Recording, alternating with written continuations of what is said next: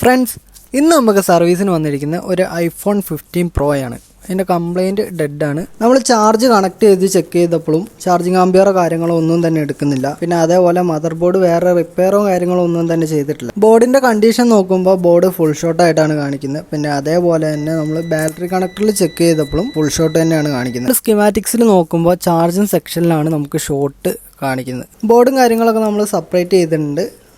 Charging ice remove ചെയ്തിട്ട് check ചെയ്തപ്പോൾ ഷോർട്ടും കാര്യങ്ങളൊക്കെ റിമൂവ് ആയിട്ടുണ്ട്. നമ്മൾ ബാറ്ററി കണക്ടറിൽ ചെക്ക് ചെയ്തപ്പോൾ ബാറ്ററി കണക്ടറിൽ ലീക്കേജ് ആയിട്ടാണ് കാണിക്കുന്നത്. നമ്മൾ ആ ലീക്കേജിന് കാരണമായ കപ്പാസിറ്ററും കാര്യങ്ങളൊക്കെ റിമൂവ് ചെയ്തിട്ടുണ്ട്. റിമൂവ് ചെയ്ത് നമ്മൾ ചെക്ക് ചെയ്തപ്പോൾ ചാർജിങ് ആംബിയറും കാര്യങ്ങളൊക്കെ കറക്റ്റായിട്ട് എടുക്കുന്നുണ്ട്. റിമൂവ് ആക്കിയ കപ്പാസിറ്ററും കാര്യങ്ങളൊക്കെ നമ്മൾ റീപ്ലേസ് ചെയ്തിട്ടുണ്ട്. ഇനി നമുക്ക് ലെയറും കാര്യങ്ങളൊക്കെ റീബോൾ ചെയ്തിട്ട് ചെക്ക് ചെയ്ത് നോക്കാം.